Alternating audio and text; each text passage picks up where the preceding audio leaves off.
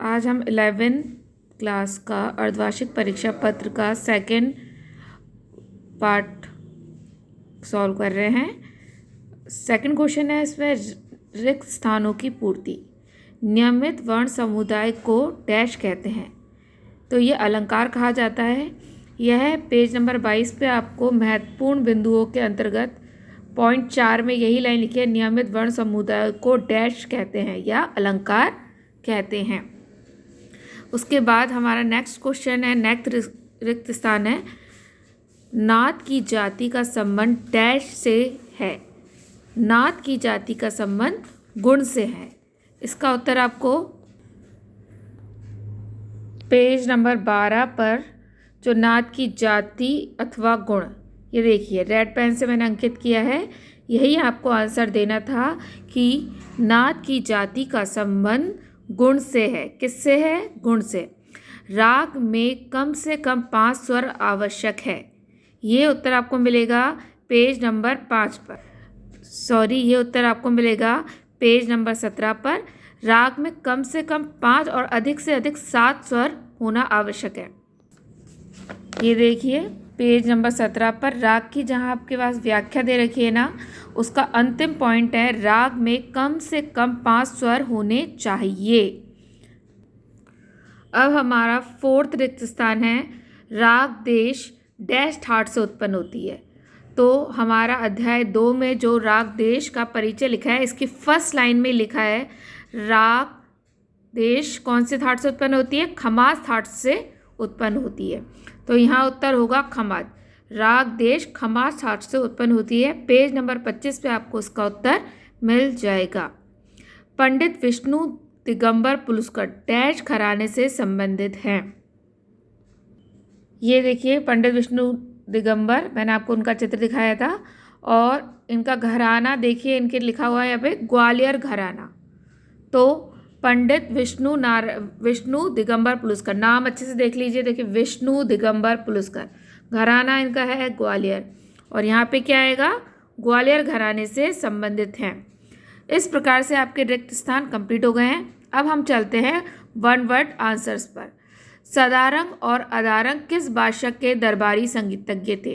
तो इसका उत्तर है मोहम्मद शाह रंगीले। ये उत्तर आपको पृष्ठ 40 पर मिल जाएगा आपकी पुस्तक के। पृष्ठ 40 पर महत्वपूर्ण बिंदु आप ध्यान से देखिए, 4 नंबर, इसमें लिखा है सदारंग और अदारंग मोहम्मद शाह रंगीले के दरबारी संगीतज्ञ थे, जिन्होंने ख्याल गायकी को लोकप्रिय बनाया। अधिकतर विद्यार्थियों ने इसका उत्तर अकबर लिखा है, जो कि गलत है। मोहम्मद शाह रंगीले, सदारंग और अदारंग जो संगीतज्ञ थे वह मोहम्मद शाह रंगीले के दरबार में थे। पेज नंबर 40 पे आपको इसके उत्तर मिल जाएंगे। राग देशकार की जाति क्या है? राग देशकार की जाति ओढ़व ओढ़व है। पेज नंबर 25 पे आपको मिल जाएगा, जो अध्याय 2 के अंतर्गत आता है।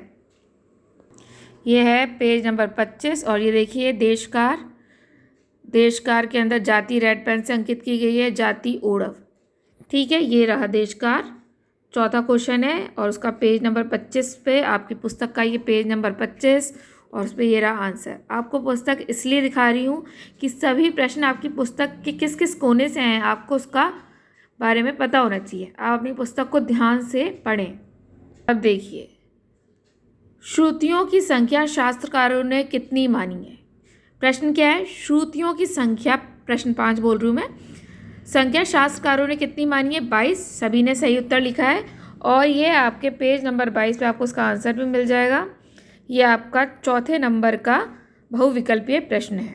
ठीक है। ध्रुपद की गोबरहर वाणी के प्रणेता कौन थे? अब इसका उत्तर सबने ही गलत लिखा है। इसका आंसर है तानसेन। ध्रुपद की गोबरहर वाणी के प्रणेता कौन थे? तानसेन। अब ये उत्तर कहाँ है आपकी पुस्तक में, ये आपको मैं ज़रूर बताना चाहूँगी। पेज नंबर 28 खोलिए। अब देखिए, जो ये तानसेन की जीवनी है, उसके महत्वपूर्ण बिंदुओं के अंतर्गत सबसे जो फर्स्ट लाइन है उसमें लिखा है, तानसेन ध्रुपद की गोबरहार वाणी के प्रणेता थे। तो इन सब चीज़ों से आपको, मुझे लगता है, ये समझ में आना चाहिए कि महत्वपूर्ण तथ्यों को आपके पुस्तक के आपको ज़रूर ध्यान से पढ़ना चाहिए। अब हमारा नेक्स्ट क्वेश्चन है, 7 नंबर का, विभिन्न मात्राओं के विविध समूह को क्या कहते हैं। ये भी आपको पेज नंबर 22 पे इसका उत्तर मिलेगा। वैसे इसका उत्तर है ताल। विभिन्न मात्राओं के विविध समूह को ताल कहते हैं, पर ये पुस्तक में कहाँ है ये आपको मैं ज़रूर दिखाऊंगी। ये देखिए ब्लू पेन से अंडरलाइन है, पेज नंबर 22 आपकी पुस्तक का स्वर विहार, और इसमें लिखा विभिन्न मात्राओं के विविध समूह को डैश मतलब ताल कहते हैं। ठीक है, ये आपके अति लघुतरात्मक प्रश्न कंप्लीट हो गए हैं। अब हमारा प्रश्न है लघुतरात्मक प्रश्नों में नाद कितने प्रकार के होते हैं, नाम लिखिए। तो नाद 2 प्रकार के होते हैं, आहत व अनाहत। ठीक है, ये आपकी पुस्तक के पृष्ठ 11 पर अंकित है। ये देखिए रेड पेन से अंकित है। नाद के 2 भेद माने गए हैं, अनाहत नाद और आहत नाद। बस इतने ही से आपको उत्तर लिखना है और आपका काम कंप्लीट हो जाता है। तो ये आपको अच्छे से याद होने चाहिए। नाद के 2 भेद माने गए हैं, अनाहत और आहत नाद। ठीक है, और अगर आप इस तरह का ये चार्ट भी बना देते हैं तो आपका बहुत अच्छा इंप्रेशन पड़ेगा। तो ये आपका व्यक्तिगत निर्णय है कि आपको क्या करना है, पर नाद के 2 भेद माने जाते हैं, अनाहत व आहत नाद। अब आपका प्रश्न है 9 प्रश्न है, सरगम गीत किसे कहते हैं, विस्तार पूर्वक समझाइए। देखिए लघुतरात्मक प्रश्नों में कम से कम आपको 5 से 7 लाइनों में उत्तर देना चाहिए, तभी इसका इम्पैक्टफुल पड़ता है और अच्छे नंबर प्राप्त किए जा सकते हैं। तो अब ये लिखा है आपका अध्याय 4 का फर्स्ट ही है सरगम गीत। इसमें किसी प्रकार का साहित्य एवं अथवा कविता नहीं होती है। जैसे आप राग भैरव में गाते हो सा धा पा पा, तो इसमें आप कोई शब्द थोड़ी गाते हो। सदा शिव ये साहित्य, ये आप गाते हो, कविता गाते हो। यहाँ पे आप सिर्फ स्वर गा रहे हो, सा धा पा पा, तो ये सिर्फ स्वर है। केवल राग के स्वर से संबंधित स्वर व तालबद्ध रचना को सरगम गीत कहा जाता है। सिर्फ इतनी सी लाइन लिखनी है आपको, राग से संबंधित स्वर व तालबद्ध रचना क्या कहलाती है, सरगम गीत कहलाती है। और उसका दूसरा नाम स्वर मालिका भी होता है। ये देखो यहाँ पे अंकित है, इसे स्वर मालिका भी कहते हैं। कई बार प्रश्न ऐसा आ जाता है कि सरगम गीत को और क्या कहा जाता है, तो आप क्या कहोगे, स्वर मालिका। अब ये लिखा है पाठ्यक्रम में वर्णित किसी राग का परिचय विस्तार पूर्वक कीजिए। तो आपके पृष्ठ 24 से 26 के बीच में अध्याय 2 के अंतर्गत सारी रागें दे रखी है। आप किसी भी एक राग का चुनाव करके उसका संपूर्ण परिचय लिख सकते हैं। अब इसके बाद लिखा है प्रश्न 11, पंडित भीमसेन जोशी ने किन 2 संगीत पद्धतियों की जुगलबंदी पर काम किया। देखिए भारतीय, इसका आंसर इसी में निहित है। आप देखिए भारत में सिर्फ 2 प्रकार की संगीत पद्धतियाँ हैं। अगर पद्धति शब्द आता है, देखिए ये शब्द है पद्धति, तो सिर्फ 2 ही पद्धतियाँ प्रचलित हैं, एक तो उत्तर भारतीय और दूसरा दक्षिण भारतीय पद्धति। तो इस प्रश्न को बिना समझे हुए छात्राओं ने उत्तर दिए, जो काफ़ी गलत है। अब मैं इसका साक्ष्य भी उत्पन्न कर देती हूँ। किताब में आपको ये प्रश्न का उत्तर कहाँ मिलेगा, पृष्ठ संख्या 34 निकालिए। ये देखिए रेड पेन से अंकित कर रखा है, उत्तर भारतीय व दक्षिण भारतीय संगीत की जुगलबंदी का प्रयोगात्मक कार्य किया। तो जुगलबंदी किस में की है, उत्तर भारतीय संगीत और दक्षिण भारतीय संगीत में। पृष्ठ 34 पे आपको पुस्तक में आपको ये उत्तर मिल जाएगा। ये भीमसेन जोशी जी का चित्र है। आपको कलाकारों के नाम चित्रों से याद होने चाहिए। आपको ये पता होना चाहिए कि इन्होंने कौन से घराने से हैं। कुछ मुख्य चीज़ें हर विद्यार्थियों को याद रखनी चाहिए। अब हम आ जाते हैं निबंधात्मक प्रश्नों पर। भारतीय संगीत के विकास में पंडित विष्णु दिगंबर पुलुस्कर के योगदान को विस्तृत रूप से समझाइए। अब देखिए ये है पंडित विष्णु दिगंबर जी की पूरी जीवनी। तो ये आपका इनका जीवन परिचय है कि उनका जन्म कहाँ हुआ था, मृत्यु क्या हुई, संगीत के किस क्षेत्र से गायन से संबंधित हैं, कौन सी विधा में पारंगत है, ख्याल गायन में कौन से घराने के हैं, गुरु का नाम क्या है, बालकृष्ण बुआंजीकर, ये भी प्रश्न आ जाता है कई बार। अब इनके महत्वपूर्ण क्या है, जैसे कई बार ऐसा आता है रघुपति राघव राजा राम की स्वरचना किसने की थी, तो पंडित विष्णु दिगंबर पुलुस्कर ने की थी। इनको आपको अच्छे से कंठस्थ कर लेना है। ये समझ लीजिए संगीत के आधार पुरुष हैं विष्णु दिगंबर पुलुस्कर और विष्णु नारायण भातखंडे। जब तक आप संगीत विषय रखेंगे तब तक आपको इनसे जुड़ी बातों को याद करना ही पड़ेगा। इसीलिए आप इसे अच्छे से इन दोनों जीवनियों को कंठस्थ कर लें, यह आपके लिए एक मार्गदर्शक होगा। अब जैसे गांधा महाविद्यालय 1901 में कहाँ स्थापित किया, ये इनके द्वारा स्थापित संस्थाएं हैं। फिर इन्होंने पुस्तकें कौन कौन सी लिखी, उनके नाम हैं। शिक्षण संस्थाएं कौन कौन सी स्थापित की, इनके शिष्य कौन कौन थे, ये सब आपको इसमें दे रखा है। और अगर आप इतना भी याद करना आपको ज़्यादा लगता है तो इन महत्वपूर्ण बिंदुओं को तो कंठस्थ कर लीजिए। अगर आपको जीवनियों में ये 5 पॉइंट्स भी लिख लेते हैं तो आपको अच्छे नंबर मिल जाएंगे। अब इसका 13वां प्रश्न है, पंडित भातखंडे के 10 थाटों का विस्तृत वर्णन कीजिए। देखिए इसके आंसर आपको हर 2 जगह मिलेंगे आपकी बुक में। पेज नंबर 20 पे भी मिल जाएगा, पेज नंबर 71 पे भी हो जाएगा। तो आप कोई सा भी पढ़िए, पर मुझे आपको समझाने की दृष्टि से पेज नंबर 71 पे जो आंसर है वो ज़्यादा अच्छा लगता है, इसलिए मैं आपको उसका अवलोकन करा देती हूँ एक बार। देखिए थाटों की संख्या। अब अधिकतर बच्चों ने थाट शब्द का अर्थ ही नहीं समझा। थाट क्या होते हैं? जैसे हमारे माता पिता होते हैं वैसे रागों के भी कुछ जनक माने जाते हैं। ठीक है, कि ये राग इससे संबंधित है।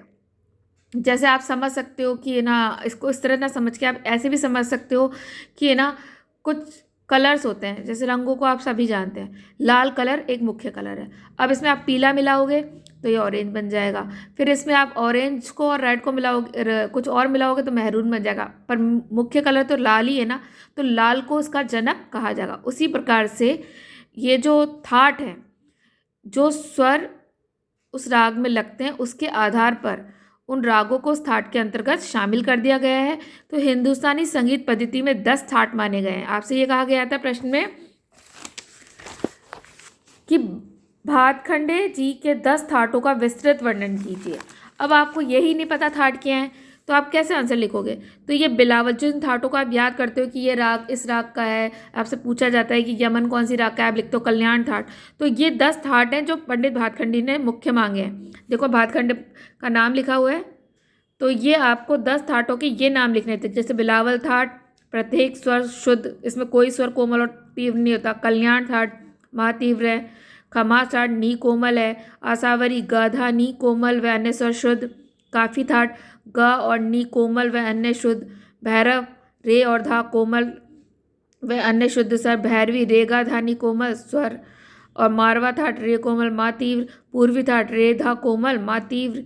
और तोड़ी थाट रे गा धानी। तो 10 थाटों में आपको बिलावल, कल्याण, खमाज, आसावरी, काफी, भैरव, भैरवी, मारवा, पूर्वी, तोड़ी ये नाम लिखने थे, ना कि जो आप लोगों ने किताबों में लिखे हैं। अब मैं आपको पेज नंबर 20 में से और अच्छे से एक्सप्लेन करवा के बता देखिए ये का यही है। अब इसमें उन्होंने स्वर के तरह से दे रखा है। जैसे इसमें फर्स्ट वाली में ये देखो कल्याण थाट दे रखा है, बिलावल सेकंड नंबर पे दे रखा है, पर इसमें कोई भी चिन्ह नहीं ऊपर नीचे, तो सारे स्वर दो गए सर। फिर कल्याण में माँ तीव्र, ये माँ पे तीव्र कर दिया। तो आपको ये दिखना था, ये सारणी बनानी थी आपको। तो ये आप इसको ध्यान से रखिए और सबको कंठस्थ कर लीजिए। तो ये आज आपके पेपर का पूरा ओवरव्यू है। आप चाहें तो स्क्रीनशॉट कर लीजिए, पेज नंबर मैंने लगा दिए हैं, सबके साइड में लिखे हैं, इनको ध्यान से पढ़िए और बार बार पढ़िए। ठीक है, आप स्क्रीनशॉट कर सकते हैं इसको अच्छे से कि कहाँ पे कौन सा आपको आंसर मिलेगा। फिर भी आपको कोई कन्फ्यूज़न रखता है तो आप मुझसे पूछ सकते हैं, पर अब मैं ये नहीं सुनूंगी कि आपको समझ में नहीं आ रहा है या आपको पता नहीं चल रहा है किताब में कौन सी चीज़ कहाँ है। सबको ये अच्छे से याद कर लेना और उन सब प्रश्नों को हल करके अपनी उत्तर पुस्तिका में लेकर आना है।